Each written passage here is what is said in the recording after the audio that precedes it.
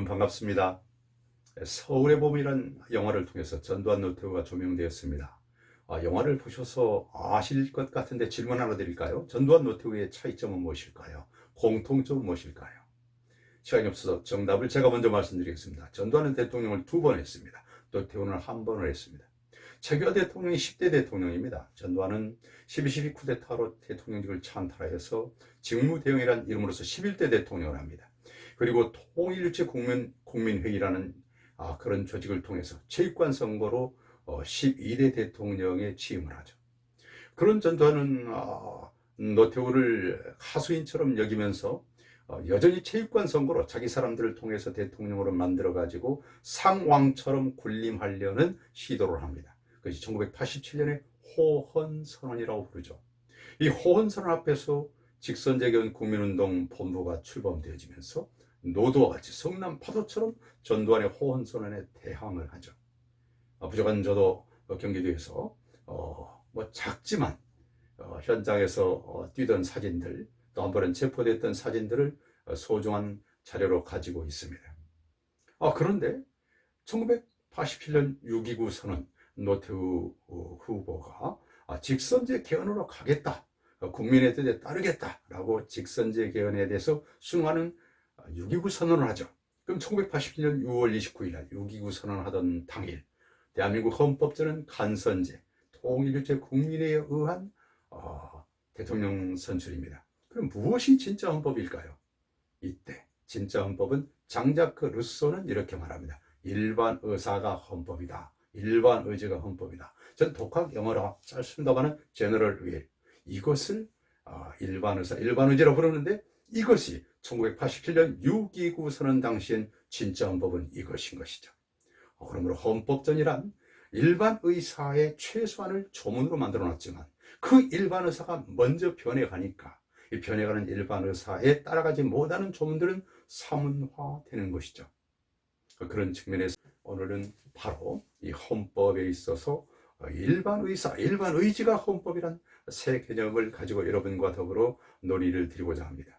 그러면 김대중 대통령 탄생 100주년 기념식장에서 많은 분들이 여야 지도자들이 국민통합을 얘기했습니다. 그러면 국민통합이란 무엇일까요? 방금 장자크 루소가 말한 일반 의사, 일반 의지의 상태를 바로 통합이라고 부릅니다. 얼마 전에 그건 헌법학자를 겸한 또 법조인 출신의 제가 개인적으로 선배님으로 부르는 분과 그분이 불러주셔서 나간 자리에서 그 얘기를 드렸습니다. 선배님, 통합이 곧 헌법 아닙니까? 그분은 헌법학자니까 인터그라천 세이브 페어파승, 독일 말로 통합이 헌법 아닙니까? 그런데 페어파승 헌법은 지향 가치가 곧 자유, 프라이하이트 아닙니까? 그러므로 통합이 헌법이요, 헌법이 곧 자유이다. 그 말은 뭐냐? 헌법이 존재하는 상태, 이것을 바로 통합된 상태라 부르고, 통합된 상태의 꽃 열매는 자유다라는 말씀을 나눴던 적이 있는데요.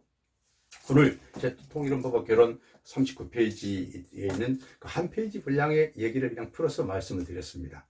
그러므로 오늘 사는 우리들에 있어서 통합이란 무엇일까요? 적어도 DJ 탄생 100주년 기념식장에서 나눴던 통합은 통합 아닙니다. 왜냐하면 보편적 가치에 입각하여 국민 대다수가 모두가 공감할 만한 가치에 입각하여서 국민들이 하나가 된 상태를 말합니다. 그런데 여야 지도자들은 각기 다른 자기 아전 인수식 통합을 얘기하니까 이것은 주객전도의 개념이고 때로는 무슨 진정한 의미의 통합이라기보다는 단합인 것이죠. 너무 깜짝 놀란 것은 일국의 대통령을 지냈다는 분이 나오셔서 야권 통합이라는 얘기를 하면서 그 야권 통합인 것처럼 말하는데 그것은 통합이 아니라 단합입니다. 그러면 통합이란 무엇일까요? 다름을 인정하는 것입니다.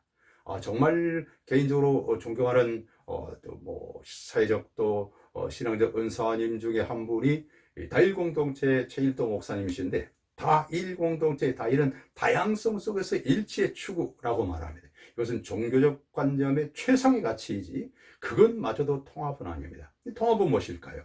다름을 인정합니다. 다름이 부조가 아니라 우리는 다르다. 그러나 우리들의 최소한의 공감대적 가치를 향해서 이것은 지향해 나가자.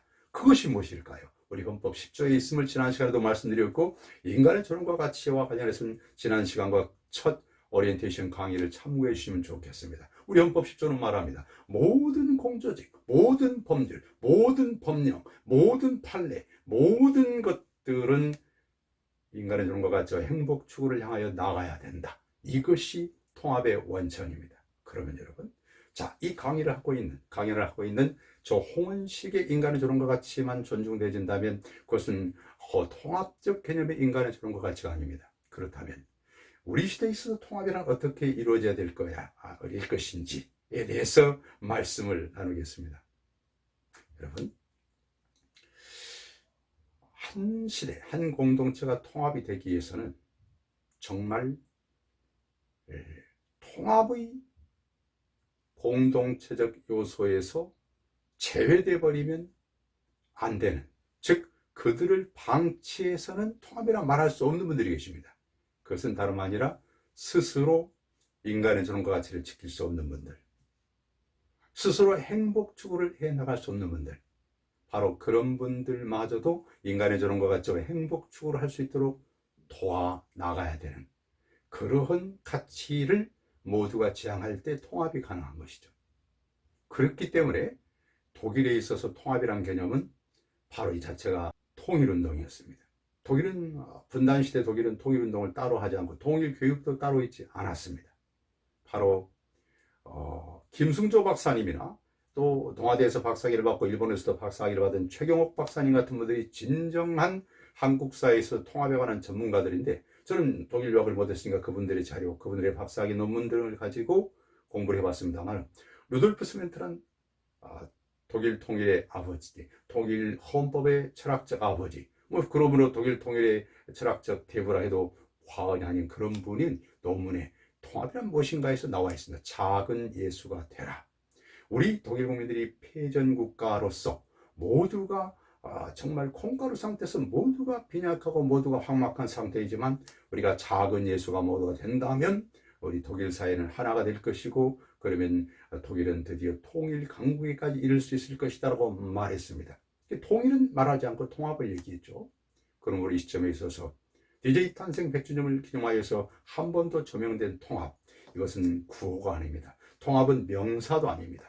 사랑이 명사가 아니라 동사이듯이, 그러므로 실천하지 않는, 행동하지 않는 사랑은 사랑이 아니듯이 통합 역시 행동할 때 진정한 통합이 된다는 말씀을 드리겠습니다. 그러므로 통합이란 무엇일까요? 선한 사마리아인처럼 사는 것이죠. 사마리아인 본인 스스로는 정말 스스로 배격당하고 차별되었던 그런 피해자입니다. 그럼에도 불구하고 강도당한 그 한 사람, 누구도 돕지 않고 방치된 그 사람을 위해서 자신의 것을 드리죠. 특히 재물을 드리죠. 시간을 드리죠. 공력을 드리죠. 이것이 통합의 원천입니다. 한국 사회는 지금까지 남북 단일 국가를 향한 통일 교육에만 전념하다 보니까 통합 개념이 서 있지 않습니다. 독일은 그걸 하지 않고 통일이 되기 위해서는 통합이 선행돼야 된다. 통합은 통일의 절대적 선행 조건이다. 그러므로 선행 조건에 전념했던 것이죠. 그렇다면 우리 시대에 있어서 통합이란 어떻게 해서 가능할까요? 그건 다름이 있는 게 아닙니다.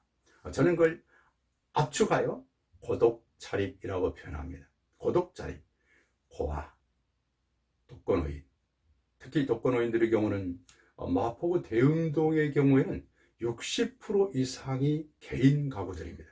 그분들 중에 꼭 고령이 아니어도 50, 60대도 그런 분들도 고독사 위기에 처해 있다는 사실을 저는 대흥동에서 종교협의회를 이끌고 계시는 국회 조창기도의 창헌일 지도위원님을 통해서 그분의 설교를 들으면서도 깜짝 놀랐습니다마는 마포구 대흥동을 예를 들 때 60% 이상이 개인 가구들입니다. 그분들의 고독사 위기에 대한 그런 사회적 관심과 개인적 관심, 그리고 자립이라 썼습니다. 고독 자립했는데 자립준비 청년들, 여러분 사회보장제도가 잘 되어 있기 때문에 지금 고원에서 먹고 입고 교육받는 것까지 됩니다. 물론 충분치 않지요. 그러나 18세가 되어서 고원을 나오는 순간 스스로 험난한 인생의 광야를 혼자 걸어가면서 자신의 미래를 개척한다는 게 쉽지 않습니다. 저도 고학과 독학을 해봐서 합니다만은 정말 쉽지 않습니다.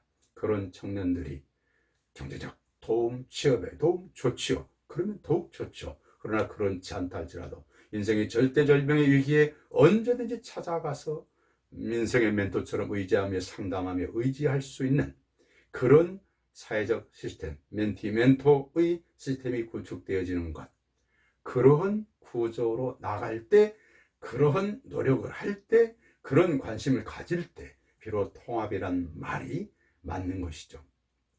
그러므로 행동 없는 통합, 이것은 유사통합이라고 좋게 말할 수 있겠고, 특히 아전인수식 단합을 통합이라고 치장하는 것은 사이비 통합이다, 이런 말씀을 드리겠습니다. DJ 탄생 100주년 기념시장에서 통합 개념이 나왔으니까 그분이 했던 유명한 말이 있습니다.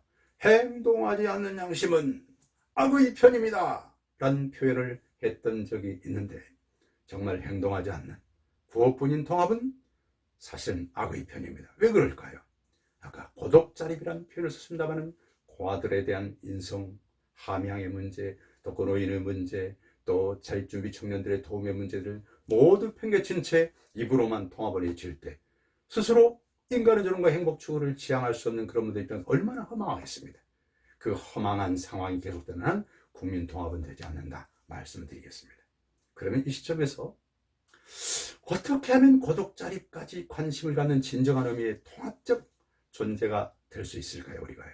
저는 그에 대해서는 다음 시간에 그 비결, 마스터 키 하나를 소개해 드리겠습니다. 그 마스터 키의 이름은 자존감섬입니다. 자존감섬, 자존감섬이라는 키를 가지면 우리는 고독자립을 할 수 있고, 고독자립에 기여하는 사람이 바로 행동하는 사랑, 행동하는 통합론자이고, 그는 우리 헌법 10조가 보장하고 있는 인간의 존엄과 가치를 이미 누리기에 되게 되어 있습니다. 다시 말씀드리는데, 제가 한국사에서 정말 유명하신 그런 헌법학자이시면서 또 오랜 기간 법조인으로 지내오신 분들께 감히 저도 모르는 사이에 제 책 39페이지 얘기를 했다니까요. 선배님, 통합이 헌법이요, 헌법이 자유 아닙니까? 그 말은 통합된 상태에 존재하는 한 그 개인이나 사회는 자유와 인간의 존엄을 누리게 되어 있는 것입니다. 그런데 그 통합이 쉽지 않다 보니까 한국 사회에서는 교육 시스템이란 모든 그 대학 입시에 이르기까지 일련의 것들이 경쟁 구조일 뿐, 정말 중요한 통합 개념이 교육된 바가 없어서 아직까지 지도층마저도 통합의 개념이 잡혀 있지 않아서 저렇게 구호뿐인 통합, 아전인식 통합, 심지어는 사이비 통합론을 제기하고 있는데, 진정한 통합은 무엇인지 다음 시간에는, 오늘은 고독자립이라는 이름으로 통합은 구호나 명사가 아니라 동사입니다 라는 표현과 더불어 통합된 상태에 이르면 언제나 자유와 행복이 있고 인간은 존엄이 있습니다 라는 말씀을 드렸고요. 다음 시간에는 그 비결이 무엇인지에 대해서 제가 자존감섬이라는 키워드를 가지고 찾아뵙도록 하겠습니다.